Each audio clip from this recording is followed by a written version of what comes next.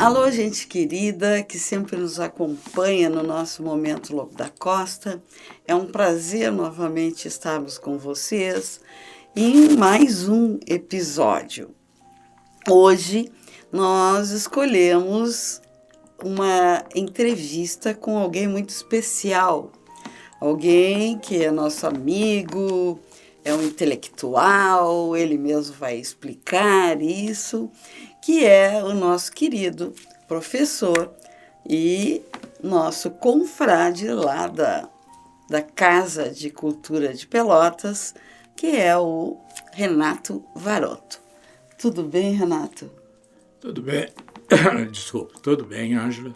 É um prazer participar desse programa, que já é visto culturalmente como eu não gosto muito dessa palavra ícone, mas como um símbolo da cultura pelotense.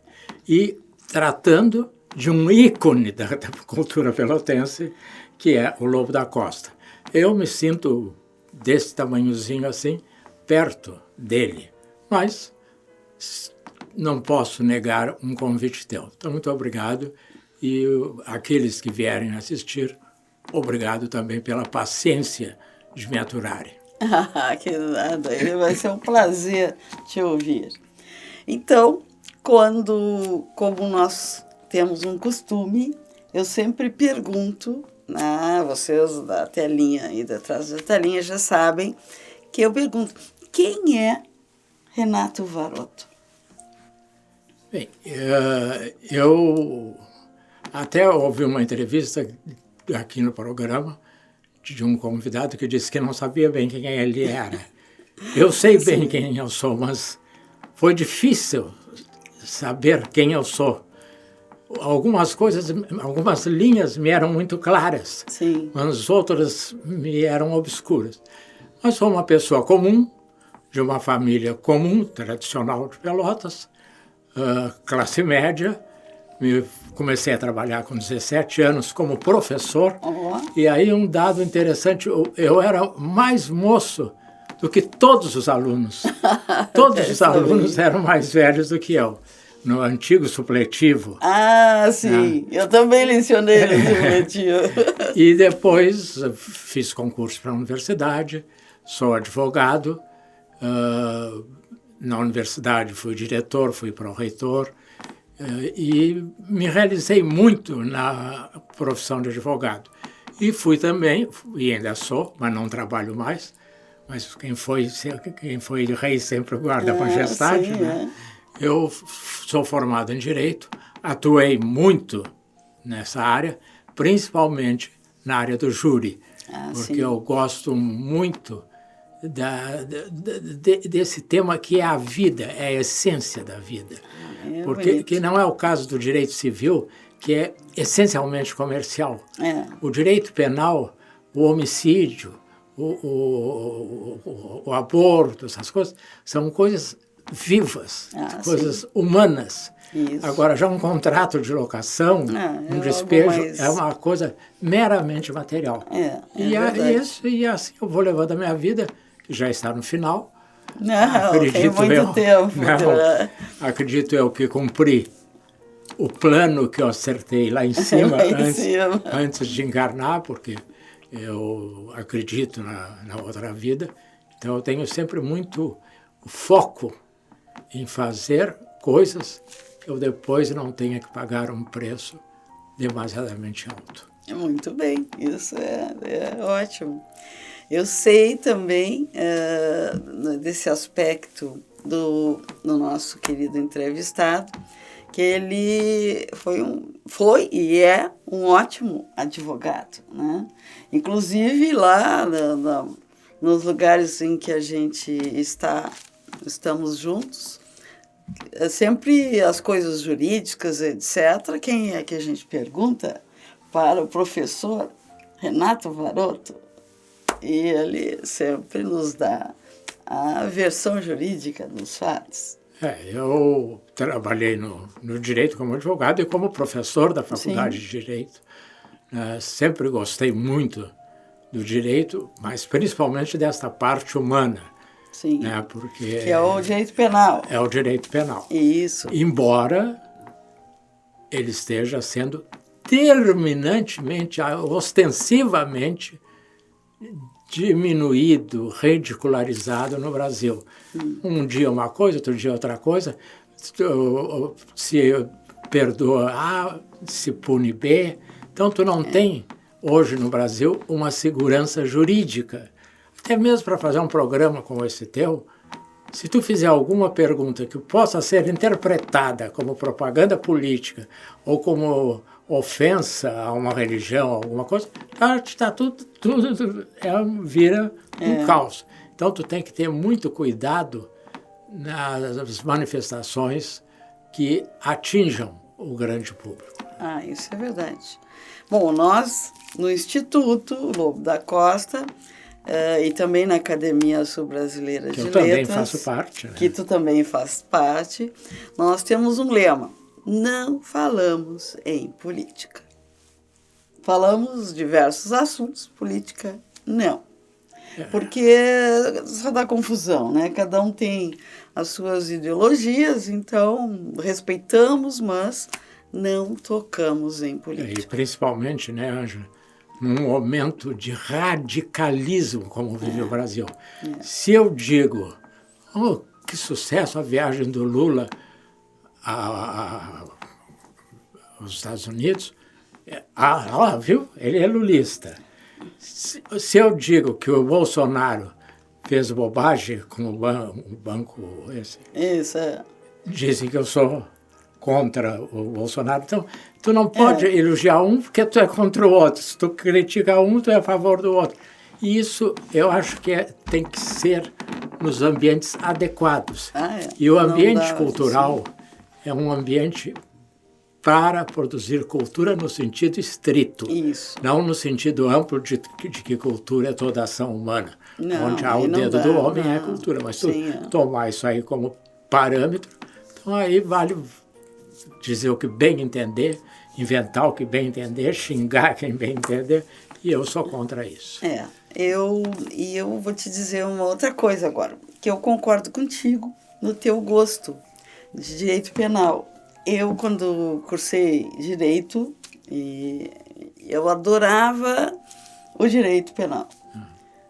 Nós tivemos na universidade, na Federal, que tu lá lecionavas lá, nós tivemos direito penal 1, 2, 3 e 4. Eu não sei agora como é que está o... Eu não sei o currículo. Também não sei mais. E eu tive um grande professor, dois grandes professores. O Alberto, né, Rodrigues Souza. Isso, que foi no primeiro semestre e no segundo.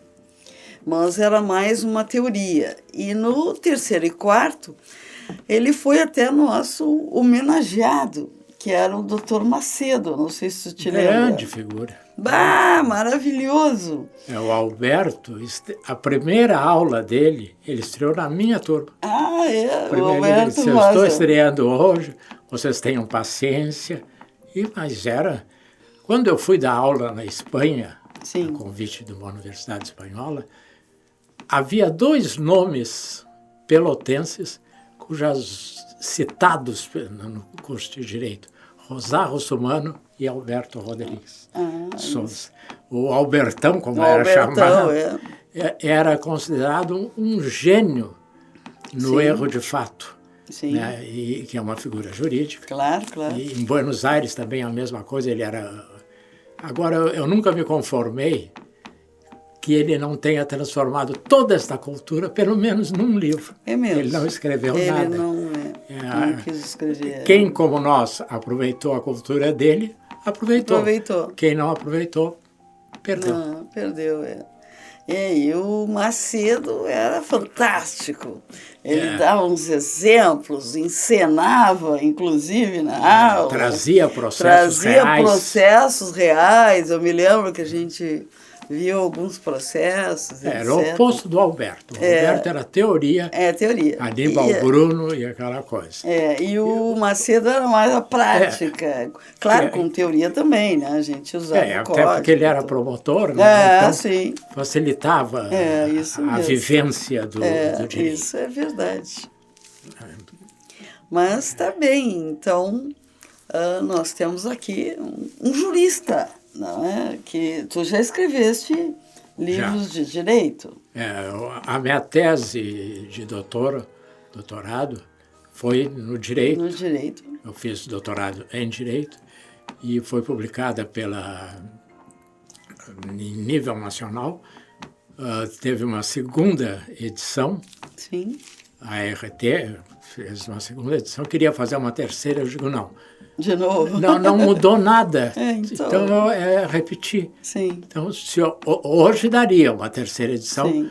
Porque tem havido tantas mudanças, desde o primeiro governo Lula, depois o governo do... Bolsonaro? Foi do depois do Lula. Temer. Do Temer, isso. Temer fez grandes mudanças. O Bolsonaro fez algumas no direito administrativo, que foi que eu me especializei. Então, se tem uma ideia renovada. Mas quando eles quiseram, não havia isso. Eu também. E fora os livros de direito, eu tenho outros livros de fundo espiritual. Sim. E tenho um livreto, não sei o que é livro, um livreto sobre Pelotas. Que legal. É um passeio por Pelotas. Por Pelotas, que legal. E tu visitas locais importantes? Ele foi escrito com a Leonor Sousa Soares, sim, que é uma grande conhecedora da história de Pelotas. Então, nós fizemos isso para um congresso que houve em Pelotas, para distribuir para os congressistas esse livro. Sim. Para eles saberem, então, o passeio começava no prédio da prefeitura, ia até o Laranjal, ia no campus da universidade lá fora, ainda não havia esse campus Porto, e terminava passando pelo clube comercial que ainda existia, não era esse carro. Que triste. E coisas assim, as pessoas ficavam encantadas com a arquitetura pelotense. Isso é verdade. Porque a nossa arquitetura é de deixar essa gente moderna com inveja. Não precisa ir à Europa. Não, aqui tu tens prédios belíssimos em Pelotas, Rio Pardo, Porto Alegre, Jaguarão. Então, o Brasil é muito lindo. É verdade. Isso é. E esse teu livro ainda existe para ser comprado, adquirido? Qual? Esse Passeio por Pelotas? Não só foi ir para... Foi depois que nós fizemos uma segunda edição. Eu tenho até, se tiveres interesse, eu posso. Mas nenhuma foi comercial. Sim. Então, sobraram alguns. Eu me interesso, eles eram distribuídos. Sim. Né? E foram, acho que, 9 edições. Olha desse só, livro. Que beleza. Mas eu só tenho de uma. Sim. Né? Das outras eu não tenho. Sim, mas que ótimo. E eu acho muito importante a gente contar o que é Pelotas. Porque quem vê Pelotas hoje, se me perdoa a crítica, a princesa está meio esfarrapada. Ou bastante esfarrapada. A cidade está meio abandonada, bastante abandonada. Então é importante que se resgate o que foi Pelotas e o que deve voltar a ser. Há movimentos nesse sentido. Então, quando tu resgata uma figura como o Lobo da Costa, tu estás ajudando a contar a história de Pelotas. Sim. Isso que aqui se fez João Simões Lopes Neto, Antônio Caringe, se fez literatura, se fez pintura, se fez escultura, se fez música, Terezinha Hering, Enildo Maurel. Então, nomes que... Terezinha Hering, que é tua patrona na Casa de Cultura. Na Casa de Cultura, e era muito minha amiga. Sim. Quando eu casei, ela disse, o que tu quer de presente? Eu quero que tu cantes a Ave Maria no meu casamento. E ela cantou. Legal. Era uma Muito grande bem. figura e uma figura de expressão mundial, Sim, né? sim, Ela certamente. cantou em vários lugares na Europa. Especialmente. Fez uma excursão patrocinada pelo Ministério da Educação, se não me engano. Foi Sim. pelo governo, mas não sei se foi... Não havia... Acho que na época era Educação e Cultura. Depois é que separaram. Em que ela fez concertos em várias partes do Brasil. Ah, que legal. Isso é muito bom. Eu adoro o aspecto cultural, saber sobre a nossa cidade, né? As coisas que existiam. Né? Eu, às vezes, folheio aqueles almanaques antigos e que há, por exemplo, um hotel muito bonito que... Hoje é a Galeria Zabaleta. Isso, eu ia te dizer, que era o Aliança, né? O Hotel Aliança tinha um jardim de inverno que era deslumbrante. Sim. E com chafarizes que estão no Hotel Manta lá fora. Ah, aqueles chafarizes. Aqueles chafarizes eram do Jardim de Inverno do Hotel Aliança. Do Hotel Aliança. Que pena essas coisas, né, serem desmanchadas, assim, né? Isso... Mas aí também houve um erro, né? Num determinado momento, eu não vou especificar para não criar confusão, a prefeitura resolveu tombar tudo. Então as pessoas demoliam antes que a prefeitura tombasse. Ah, sim, porque então se demoliram prédios maravilhosos em Pelotas, um inclusive aqui perto, aqui na esquina da Neto, onde hoje é um edifício. Era maravilhoso, mas ele soube que ia ser tombado, demoliu durante a noite. No outro dia, quando eles fizeram tombar, não tinha mais nada. Não tinha mais nada. Então foi um exagero. O prédio tinha um arabesco assim, então tombado. Não era assim. Precisa.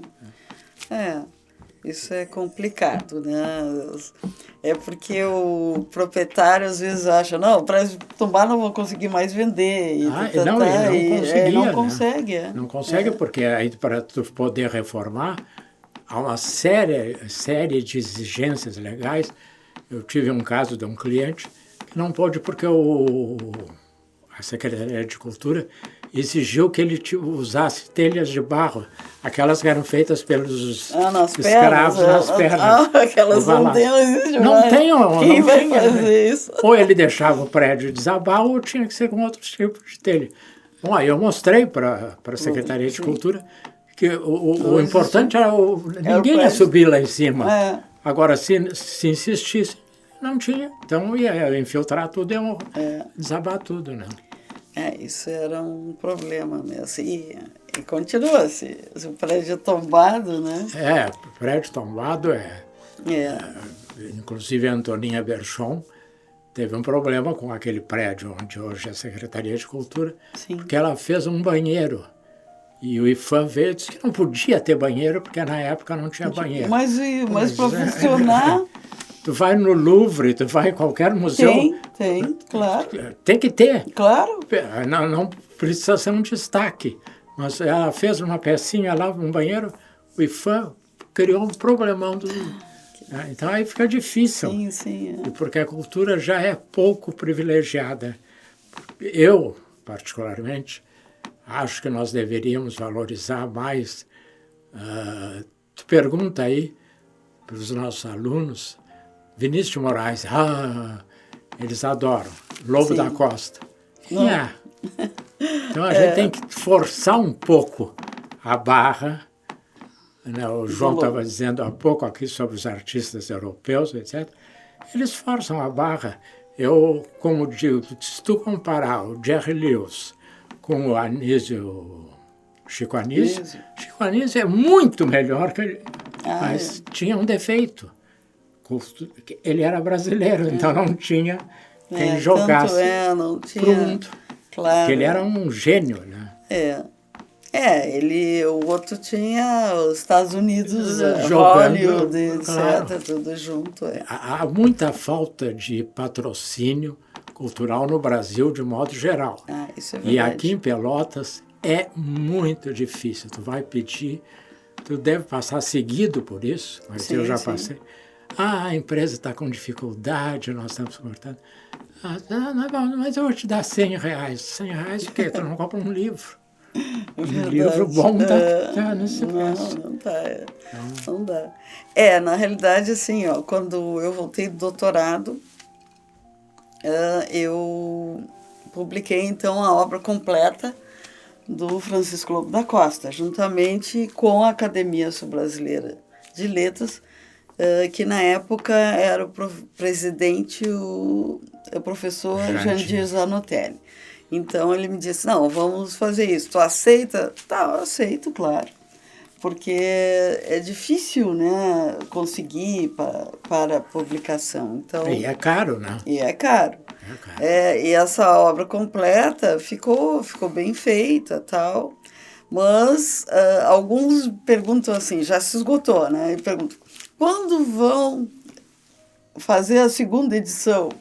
Não sei, né?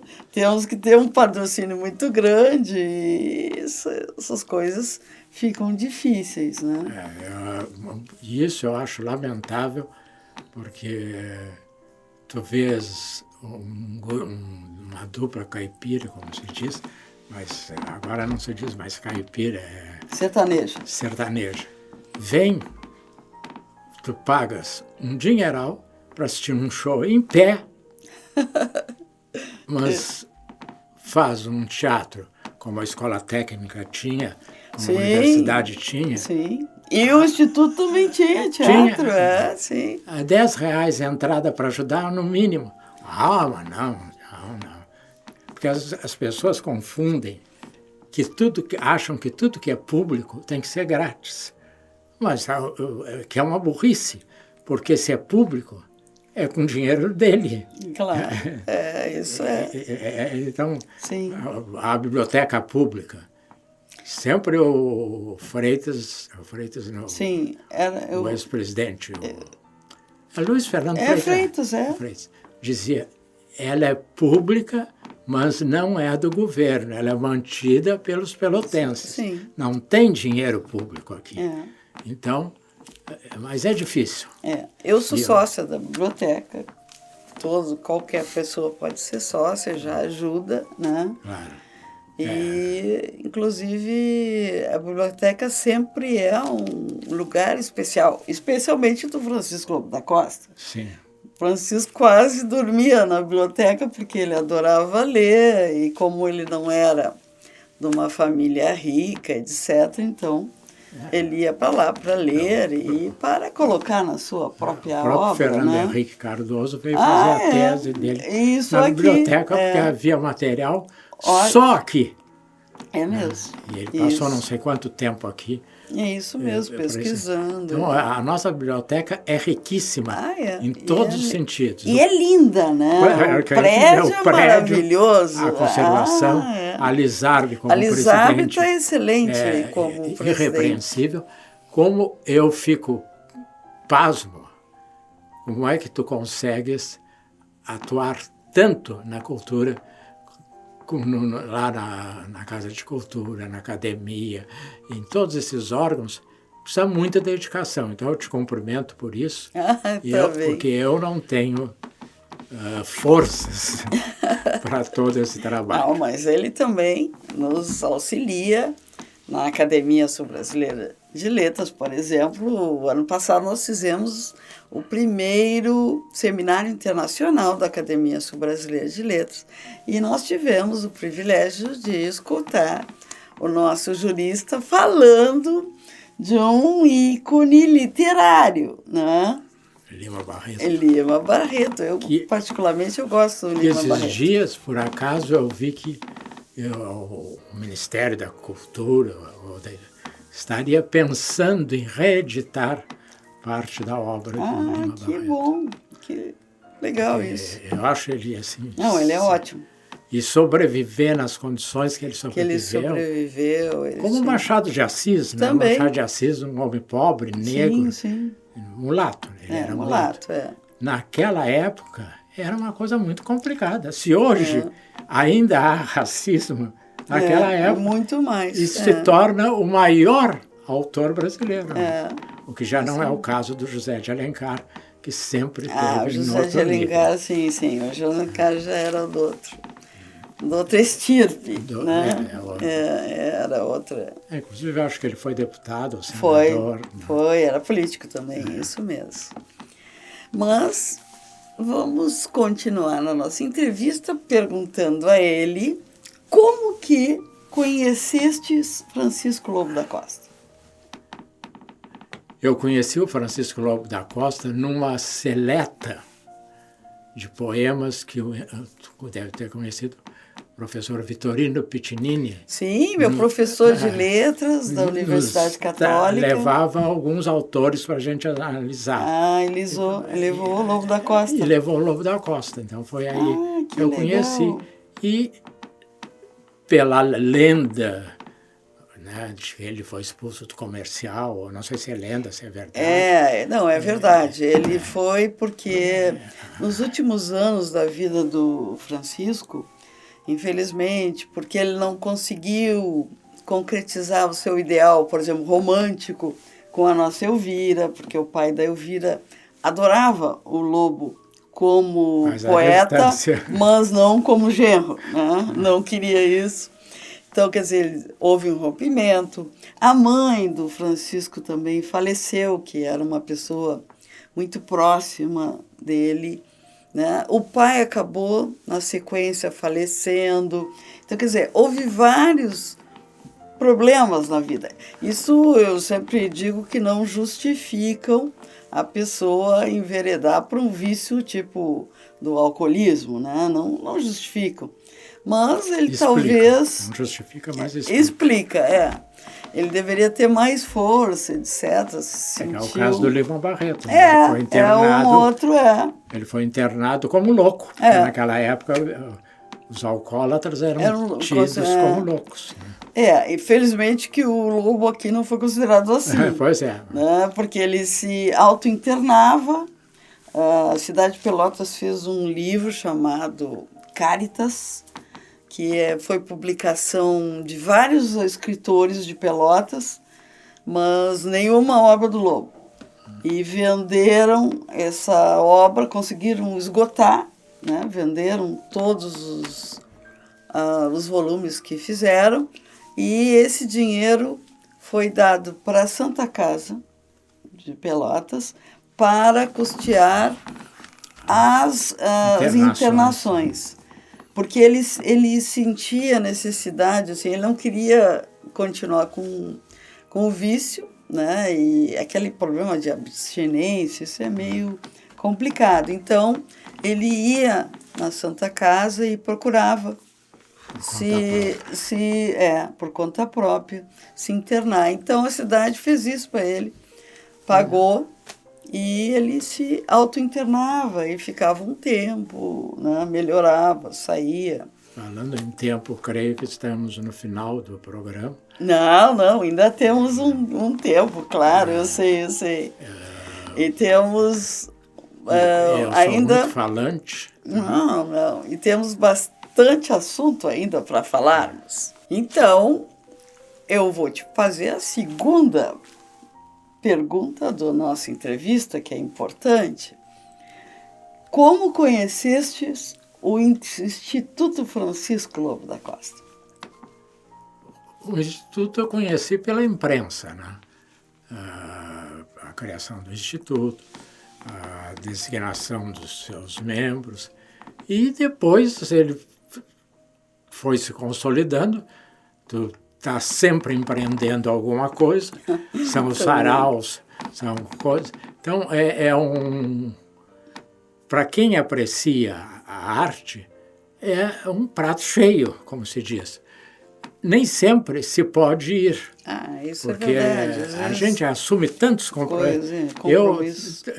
Tu me tinha me perguntado, eu digo, já me falasse em quarta, eu digo, quarta eu não posso, segunda eu não posso, porque tem a Casa de Cultura, e a gente, e como eu insisto muito, são os mesmos, porque se não é esse grupo a empurrar as coisas, a cultura pelotense se esvai. E nós vamos sendo aculturados por estrangeirismos. Sim. E nem é coisas brasileiras, é coisas de americanos que não têm currículo lá, vêm criar currículo aqui. E os caras, as pessoas vão dizer, mas ele é americano, mas ele é francês, como se todo vinho francês fosse bom. A França também produz porcaria. Isso é verdade. Então, não, o vinho é francês, mas depende. Depende. O Brasil possui vinhos e azeites premiados no mundo inteiro. Não, mas é brasileiro. Porque não, são bons. Infelizmente isso às vezes acontece, né? Mas o nosso Francisco Lobo da Costa, eu sempre digo, se ele tivesse nascido em São Paulo, Rio de Janeiro, ele seria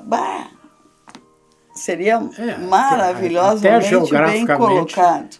Ele se situa na parte mais extrema aqui, né? Do sul, E aqui em Pelotas ele foi, na sua época, muito, muito, muito mesmo popular. Todos conheciam o Francisco Lobo da Costa na época que ele viveu, né? E, infelizmente, os 3 últimos anos ele estava com esse vício. E aí, esses 3 últimos anos, para algumas pessoas, foram considerados como a vida inteira dele, que não é verdade. É o que se consolidou. É o que se consolidou, mas não é isso. Então, um dos motivos da criação do Instituto é para mostrar que o nosso Francisco Lobo da Costa, ele foi uma pessoa adorável, um gentleman. Ele tocava piano, ele se expressava muito bem. Ele teve digamos que ele estudou até o que a gente chama agora de ensino médio, né?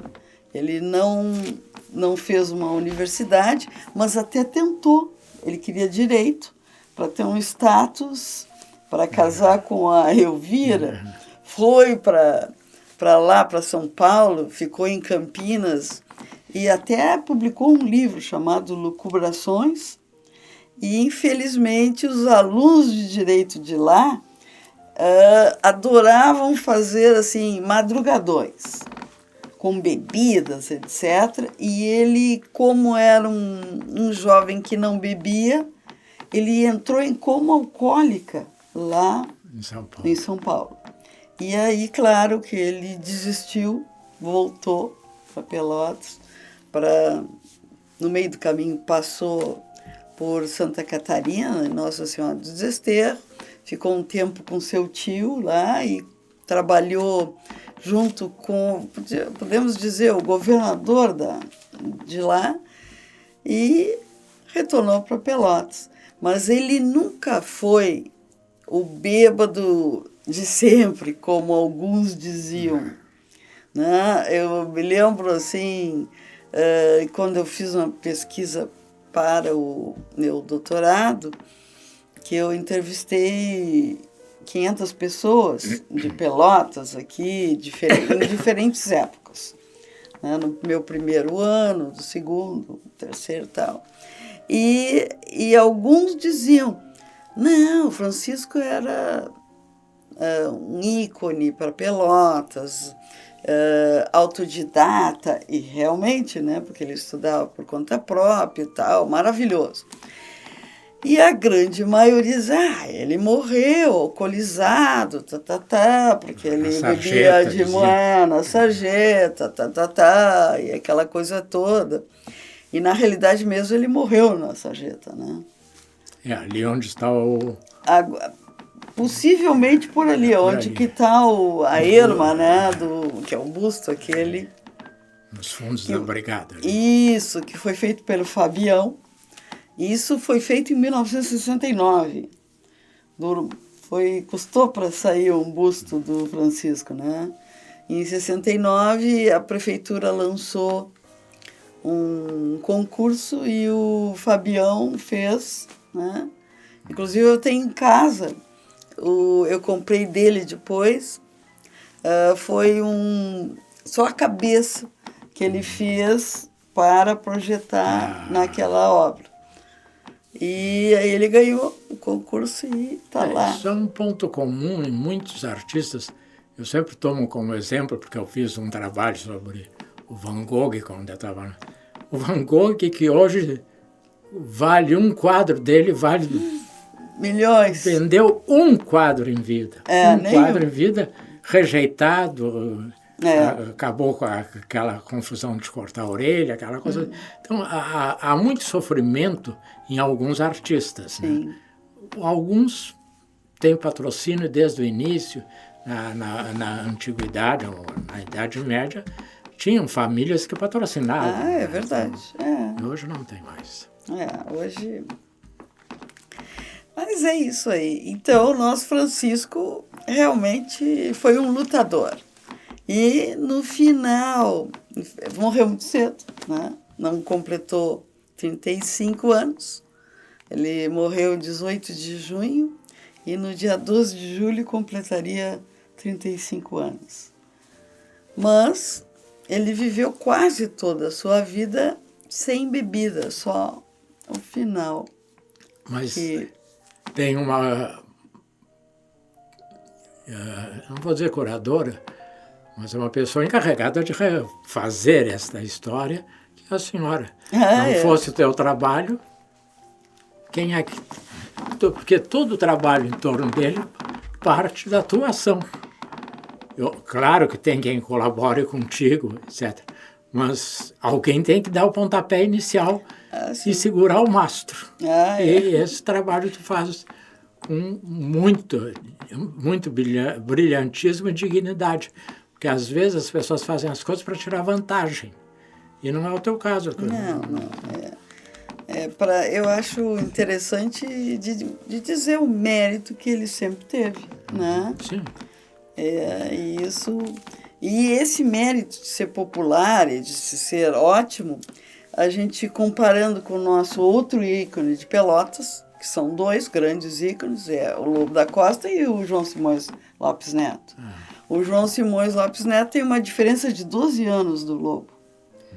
E quando o João Simões estava nascendo, em 1865, o Lobo, com 12 anos, já fez um poema enaltecendo a guerra do Paraguai, etc., com 12 anos e publicado num jornal. Então, quer dizer, ele começou muito cedo. A genialidade não é para qualquer um. Isso é verdade. Então, nós sempre temos isso. Bem, não sei se tu gostarias de dizer mais alguma coisa para os nossos queridos seguidores. Eu só queria, mais uma vez, agradecer essa oportunidade de dividirmos esses conhecimentos com quem está nos assistindo. Isso é muito bom porque não adianta eu saber e guardar para mim. O que eu aprendo, eu tenho que dividir. Que nem Cristo fez com os pães, e nós estamos dividindo cultura. Né? Então, muito obrigado pela oportunidade e sempre que eu puder ajudar, seja no que for, pode contar comigo. Que bom. É ótimo, porque eu vou contar mesmo e preciso sempre do nosso querido confrade da Casa de Cultura e da Academia Sul-Brasileira de Letras. Nós pretendemos continuar com o seminário, então tu já estás convocado para outro seminário internacional da Academia Sul-Brasileira e também já és convidado para os 56 anos da nossa academia, que essa comemoração irá ocorrer no dia 30 de maio. Então, lá no nosso Clube Cacheral, né? Então, eu aproveito a convidar os nossos queridos confrades e confreiras da academia que estejam conosco, né? Nesta linda comemoração que a nossa academia necessita, né? dialogar com os seus confrades e confreiras. Quando a Magda Costa pensou na academia, ela me convidou de início, eu só passei anos, nunca ela me convidou, o Jandir, eu não aceitava. Mas todo mundo disse, isso é uma loucura, isso não vai dar em nada. E a Magda foi persistente. Os primeiros diplomas, inclusive o meu, é feito à mão por ela. Mas que raridade, isso é especial, né? Feito à mão. Quer dizer, a letra dela... Que bonito isso. Não havia o diploma impresso que só botasse o nome, não. Sim, ela fazia tudo. É uma raridade, né? Isso é importante, até de colocar num quadro. Ele está num quadro lá em casa. Lá na tua casa, ótimo. Bem, então agora nós vamos chamar o nosso querido entrevistado para interpretar uma poesia do Lobo da Costa que já foi selecionada. Pois é, a nossa entrevistadora anunciou que eu leria um poema de Lobo da Costa. Eu peço desculpas a ele pela minha falta de competência para saber dizer de forma amplamente correta aquilo que ele escreveu ao seu amigo Bernardino Vanoli e que eu vou tentar interpretar rapidamente. Quando, deixando as galas deste mundo, as galas triunfais da sociedade, penetras os umbrais da caridade, onde se oculta o meu sofrer profundo. Não passando um instante, um só segundo, que não te sinta a doce amenidade. Acredita, amigo, uma saudade vem me cobrir o espírito errabundo. Saudades de outros tempos mais ardentes, das flores que me cingiram a lapela, flores de castos mimos sorridentes. Poeta, és jovem, teu porvir as estrelas, dá-me teu porvir que me perdi. Dá-me teu porvir-se estrela dos jasmineiros castos inocentes. Dá-me um punhado desta vida bela. O poema é de 1886, para ver como a beleza é antiga. Obrigado. Então, gente querida, gostaram do poema do Lobo sendo interpretado pelo nosso querido, que também é jurista e poeta, né? Não deixa de ser. Quem ama a cultura também trabalha com ela. Nosso querido Renato Farotto. Eu adorei, espero que vocês também tenham gostado. E já como este ano nós, do Instituto Francisco Lobo da Costa, estaremos completando 10 anos de instituto, então nós fizemos esta pequena estatueta, esse pequeno busto do nosso mentor, que é o Lobo da Costa, e este busto será vendido a um preço moderado e bem acessível para todos, e nós queremos com ele marcar, né, os nossos 10 anos de Instituto Francisco Lobo da Costa. Este busto foi feito por um escultor, maravilhoso escultor, que já foi nosso entrevistado aqui no Momento Lobo da Costa, que é o Ramage, Jorge Ramage. Então, quem adquirir este lindo busto estará realmente adquirindo uma obra de arte, porque é feito por um renomado escultor de São Borja, que é o Jorge Ramage. Então, gente querida, por hoje ficamos por aqui. Agradecemos que vocês ficaram conosco até o final do nosso episódio. Agradecemos ao querido professor Varoto por estar conosco aqui e desejamos a vocês muita saúde, felicidade e fiquem com Deus e até o nosso próximo episódio. Um beijão.